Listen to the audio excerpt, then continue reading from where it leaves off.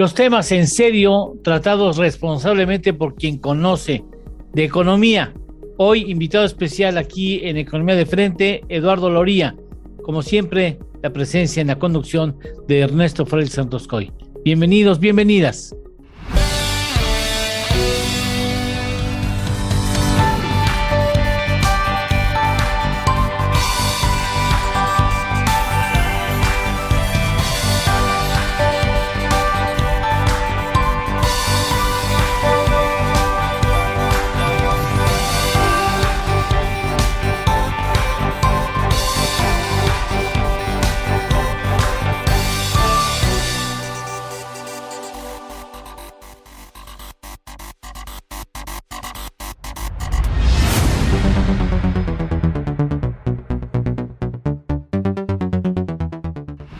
Gracias, Eduardo Loría, gracias por estar con nosotros en esta ocasión. Muchas gracias, Ernesto Frel Santoscoy, como siempre, como es costumbre, muchas gracias. Bueno, a ver, caballeros, hay mucha información.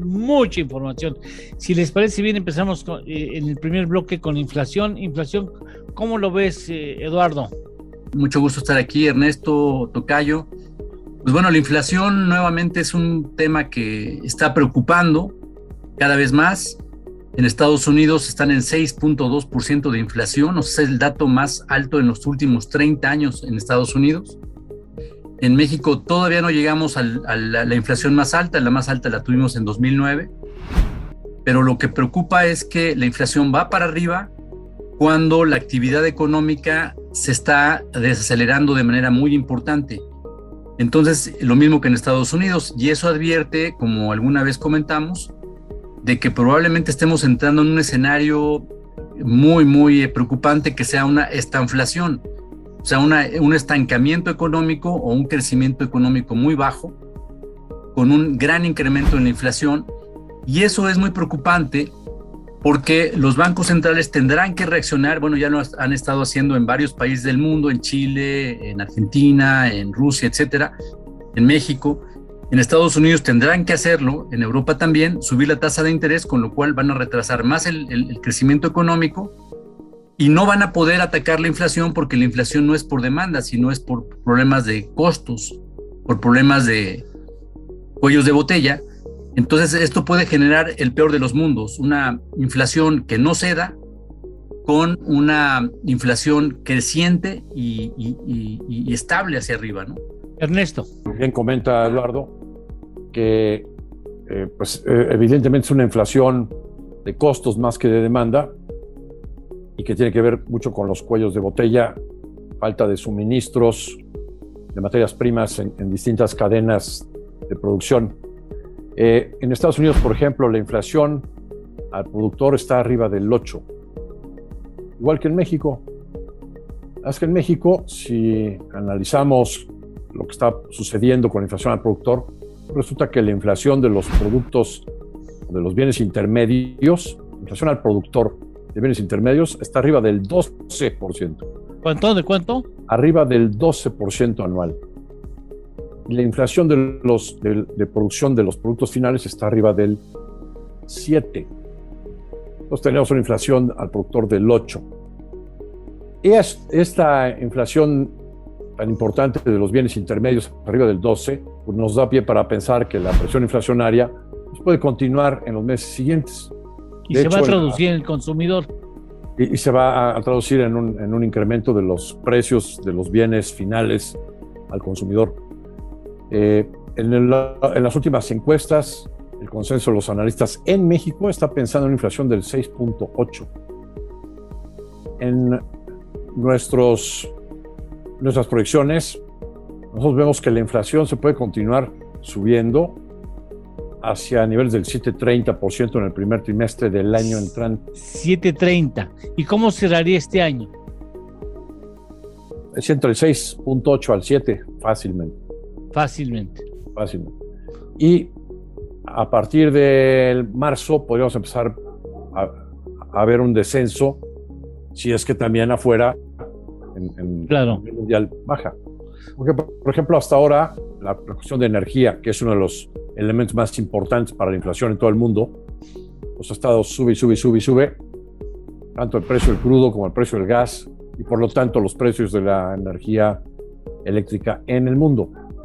En el caso del precio del petróleo, pues simplemente la semana pasada el señor Biden le reclamó a la OPEP Plus, que es la OPEP más Rusia. No estaban haciendo nada por bajar los precios y a las pocas horas la compañía árabe, Aramco, sube su diferencial de precios con respecto a los precios marcadores a niveles de $2.70 por barril, más alto que el anterior, que el nivel anterior, casi $1 arriba. Para que reclames, cabrón. Bueno, y es previsible que se vaya a $100, entre 90 a $100 en este crudo invierno que se espera. Bien, el gas de 1.80 a casi $6 unidad de BTU. Bueno, déjame, en ese contexto, y vale la pena aclararle al público que nosotros estamos haciendo esta grabación cuando aún no sabemos la decisión del Banco Central Mexicano en cuanto a incremento en tasas de interés, pero la damos por descontada. Lo que quizá habría diferencia es, tú coincides, Eduardo, van a elevar la tasa de interés en el Banco de México un cuarto de punto o ya se van a radicalizar y se van hasta el medio punto porcentual. Mira, o sea, de que la van a subir, la van a subir. O sea, los bancos centrales es lo único que pueden hacer. O sea, dar una señal a la sociedad, a los mercados, de que les preocupa la inflación. Y aunque la inflación no sea por demanda, tienen que reaccionar, porque es el único, el instrumento más importante que tienen los bancos centrales es la tasa de interés. Entonces, damos por descontado que van a subir al menos un cuarto de punto, o 250 puntos base, como dicen, que a mí no me queda claro, pero digamos un cuarto de punto para los más viejos, e incluso podría ser medio punto. De hecho, en otros países han subido hasta punto y medio. Caray. Es un saltotote. Sí, lo han hecho en Chile, por ejemplo. En otros países han subido un punto. Brasil. En Brasil, un punto y medio. Entonces, digamos, subirlo a un cuarto de punto es como la decisión más conservadora, digamos, más cautelosa. Pero, digo, de ahí para arriba puede ser. Sobre todo viendo que la inflación subyacente, que es la inflación que quita todos los precios de los bienes y servicios que son más volátiles como alimentos, energéticos, ya estamos arriba de 5%. Es decir, que la inflación de largo plazo, la que tendría que ser muy estable de largo plazo, está completamente fuera del rango del banco. Estamos en 5.1. Y esa es la que realmente le preocupa al Banco de México, porque lo que ellos dicen es evitar efectos de segundo orden. Cuando habla así el banco, uno no entiende qué son efectos de segundo orden. Claro. Debemos entender que la inflación genera expectativas de inflación. Claro. Y que esa es la inflación inercial.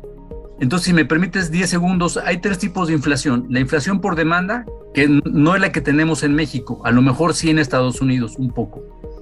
Segundo, la inflación por costos, que es la que estamos teniendo ahora, que de forma excelente Ernesto la ha presentado. Y la tercera es la inercial. La inercial es la de segundo orden, la que como hubo inflación, va a haber más inflación. Entonces la gente empieza a prepararse. A prepararse y aplicar la inflación en contratos, en salarios, en precios, en todo. Y esa es la que más le preocupa al Banco de México y es la que tiene que actuar subiendo la tasa de interés. Bien, permíteme ir a una pausa para que ya conozcamos el punto de vista de Ernesto Vargas Santos sobre este tema.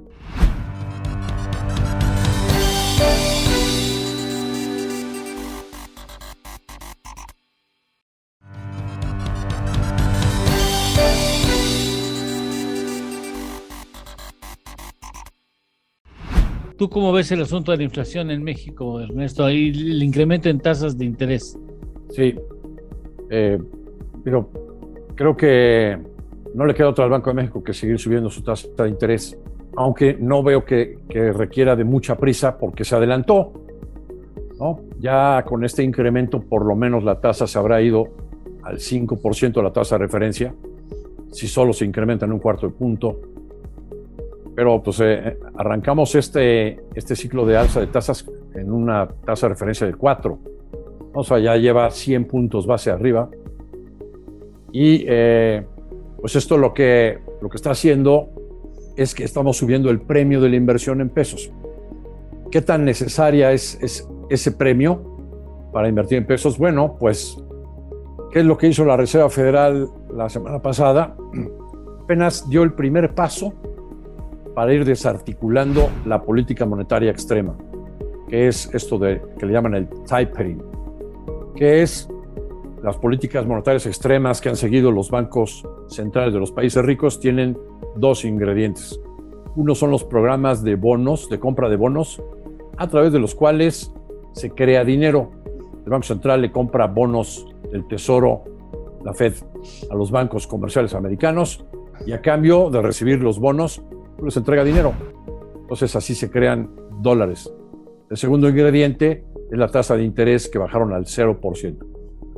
Bueno, pues la desarticulación viene precisamente reduciendo gradualmente la cantidad de dinero que se crea, y eso es a lo que se llama el tapering. Y la semana pasada dio una cantidad, por primera vez, primer paso, de reducción. En lugar de 120,000 millones de dólares, bajaron la creación de dinero mensual a 105,000, y en los siguientes meses irán bajándole de 15,000 en 15,000 millones de dólares. Y posteriormente incrementarían la tasa. Entonces, con esta gradualidad de la Fed, no veo que el Banco de México tenga mucha prisa por seguir incrementando el premio. ¿Y por qué tiene que haber un premio? Bueno, pues principalmente porque tenemos en México una variable que es la tenencia de valores gubernamentales en pesos que están en manos de residentes del exterior. Y eso hoy todavía hay 80,000 millones de dólares. Pero han salido mucho, ¿no? Sí, llegó a estar en 116,000 millones de dólares febrero del año pasado. De hecho, hemos tenido salida de capitales de manera récord de los últimos 15, 20 años. Han salido del país cantidades ingentes de dólares y siguen saliendo, pero gracias a las remesas que han llegado también de manera ingente, es que el tipo de cambio se está manteniendo. Entonces el Banco de México no solamente quiere dar señales de mantener la inflación, de que le preocupa la inflación, sino también evitar la salida de capitales aumentando la tasa de interés. Ahora, esa salida de capitales, a ver, Ernesto, esa salida de capitales, ¿debemos de entenderla como una desconfianza hacia el régimen o como una recomposición de los portafolios globales, o ambas? Si hubiera es increíble, con todo lo que ha pasado, si hubiera una desconfianza, si hubiera una visión generalizada de que México pierde grado de inversión, el dinero se sale, pero no en las cantidades que ha salido, sino saldría en microsegundos todo. Entonces, no es una estampida, sino que es una salida gradual también, lo que yo vería, que va creciendo. El Titanic se hundió poquito a poquito, ¿eh? Gradual, sí, muy gradualmente. Bueno, ¿qué es, digamos, el elemento preocupante aquí? Que cuando los bancos centrales están creando dinero, los bancos centrales de los países ricos, ese dinero sobra, dólares sobran en el mundo, y entonces van a buscar en dónde invertir. O sea, lo extraño aquí es que a pesar de esa impresionante creación de dólares y de euros y de yens, que no se haya incrementado la tenencia de valores gubernamentales en manos de residentes del exterior, sino que más bien vemos una disminución gradual, como nos comenta Eduardo. Pero, pues en el momento en que esto se revierte y en lugar de estarse creando dólares o euros, vamos a tener en el futuro, pues más bien una contracción de la cantidad de dólares y euros que hay en circulación, pues entonces el dinero se sale más rápidamente. Y por eso es importantísimo el tener un premio adecuado para la inversión en pesos y, por otro lado, no estar dando pie a pensar que pudiéramos perder el grado de inversión, porque entonces sí, agárrense. Una salida en estampida de 80,000 millones de dólares del mercado de valores gubernamentales en pesos implicaría una macro devaluación. Permítanme una pausa para no iniciar un tema que no vamos a poder cubrir. Vamos a una pausa. Yo quiero introducir un tema que estaba fuera de agenda, pero que es muy importante que ustedes atiendan. Regresamos.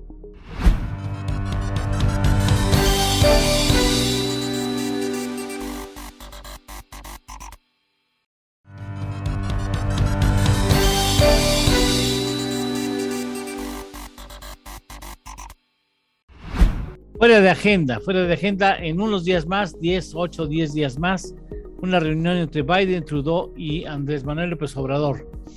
¿Como para qué se les antoja, Ernesto? Es una cumbre del TEMEC de emergencia con el pretexto de que Estados Unidos está reabriendo sus fronteras comerciales, ¿no? Pero quizás sí, después de haber visto oído o leído las declaraciones insistentes del embajador Ken Salazar en relación sobre todo a la cuestión de la política de energía que trae nuestro país, quizás sea por ahí, ¿no? Sí. Digamos, somos un bloque económico. Sí. Ya están las negociaciones dadas, aprobadas por los parlamentos, por los congresos, y pues en esta unidad de producción que conformamos los tres países, pues no se vale que uno de repente esté cambiando las reglas del juego y esté generando condiciones de competitividad innecesarias que le pegan a todos, ¿no? Pongo un ejemplo. Hay una planta de General Motors en Silao. Bueno, pues si esa planta de Silao no puede operar con energía limpia, pues simplemente pues va a tener castigos en su competitividad en el mercado americano o en el mercado canadiense de sus productos, de una compañía americana pero que produce en México. Amén de que saldrán más caras esas piezas. Van a salir más caras. Y pues también se está hablando de un impuesto de carbono, ¿no? Y pues también no va a tener acceso al financiamiento que se llama ESG, que es Ecología, Impacto Social y Gobernanza, porque usa energía de combustibles fósiles, proveniente al final de cuentas de combustibles fósiles. Entonces, pues no sería extraño que General Motors pierda mercado en su propio mercado americano y en cambio sí se lo gane una unidad de otra compañía asiática, armadora asiática, que tiene mejores condiciones ecológicas de producción, por ejemplo. Entonces, pues sí creo que no se va a obviar ese tema en esta cumbre. Casi lo puedo apostar, ¿no? Eduardo. No sé qué opina Eduardo. Pues sí, coincido plenamente con Ernesto en el sentido de que, bueno, hace 10 días el embajador Salazar fue con toda la luz de los reflectores del periodismo a Palacio Nacional a decir, oye, esto que están haciendo ustedes no nos gusta y pues nos preocupa muchísimo. A los 15 minutos Morena dice que pausa la reforma eléctrica hasta abril, luego dentro de Morena los radicales. Sí, y tropiezan y que en enero, y luego otros que en noviembre, otros que en diciembre. Demuestra por como diría el clásico, la falta de incongruencia, ¿no? Dentro de Morena, para que me entiendan los de Morena, ¿verdad? Para hablar su lenguaje. Qué maravilloso término. Y entonces esta falta de ignorancia de la gente de Morena y su falta de incongruencia, pues hace ver que el gobierno de Estados Unidos al máximo nivel está preocupadísimo de la violación de los acuerdos del TEMEC, claro, de la violación de los tratados ecológicos mundiales, del flamante papel que hicimos con el secretario del Trabajo en un evento de la máxima cumbre ecológica del mundo, donde va la secretaria del Trabajo, ¿verdad? Y no va el secretario del ramo, ¿verdad? Nos ponen un tache negro de apostar a energéticos fósiles, a quemar la selva, dándoles 6,000 pesos por quemar una hectárea de bosques para que les den 6,000 pesos a los campesinos. Y todo esto pues hace que bueno, toda la contra... No es contrarreforma, pero sí es contrarreforma en mineras, de energéticos limpios, que afecta a la inversión canadiense y estadounidense y sobre todo española, ¿no? Y entonces, bueno, convocan de emergencia a una reunión trilateral donde, bueno, pues oye, pues, ¿qué está pasando con esto? Porque no estamos, en absoluto estamos de acuerdo con lo que están haciendo ustedes en México en relación con la tendencia mundial y con los acuerdos que tenemos firmados, ¿no? Entonces yo creo que es la única manera en que pueden detener estas contrarreformas internas a partir de la política exterior de otros países. Ernesto, a mí me gustaría mucho que pudieras hablar sobre el plan de infraestructura que finalmente le autorizan al señor Biden. Muy bien, bueno, pues es un incremento, ya estaba en $500 billion, y pues con la autorización del Congreso ya se va a más de $1 billón de un programa de inversión en infraestructura. La verdad es que lleva décadas Estados Unidos de que no ha modernizado o no ha metido suficiente dinero incluso para el mantenimiento de su infraestructura, por ejemplo, de carreteras, de vías de ferrocarril. Vías de tren, puertos. Así es, en puertos, etcétera. Y entonces, en energía, también, energías limpias. Entonces, esta cantidad tan importante que va a invertir el gobierno norteamericano, pues es una oportunidad dorada para los negocios, incluso pues para los mexicanos, ¿no? Claro. Y sí veo que hay inversión, prevalece todavía inversión, a pesar de todo lo que ha pasado en México, inversión privada, pero cuando uno se asoma o le pone lupa a esas inversiones, casi todos son proyectos de inversión orientados a la exportación, ¿no? Entonces, afortunadamente estamos dentro del TEMEC y tenemos estas oportunidades todavía. y hay quien lo está aprovechando de manera interesante, ¿no? Bien, antes de que finalizar algún panorama, ya viene Santa Claus, ya está a punto de que se acabe el año. Conclusiones, ¿cómo pintará el fin de año? Rápido, tenemos 1 minuto para cada quien. Eduardo. Bueno, pues empieza ya el Buen Fin. Hay quien dice que pueden aumentar las ventas arriba del 50% respecto al año pasado, simplemente por haber salido el encierro. Hay que ver, porque la inflación también reduce mucho el consumo, reduce mucho la demanda. De hecho, llevamos 3 meses consecutivos en que el consumo privado viene cayendo, a pesar de los apoyos clientelares, de regalar dinero, de Sembrando Vida, de todo eso, viene cayendo el consumo. Entonces, vamos a ver cómo viene este fin de estas ventas que les llaman Buen Fin. Diciembre probablemente podrían adelantarse ventas si la expectativa de la gente es que la inflación va a seguir. Entonces eso puede adelantar consumo, no lo sabemos, ¿no? Hay que ver. Ernesto. Coincido con Eduardo.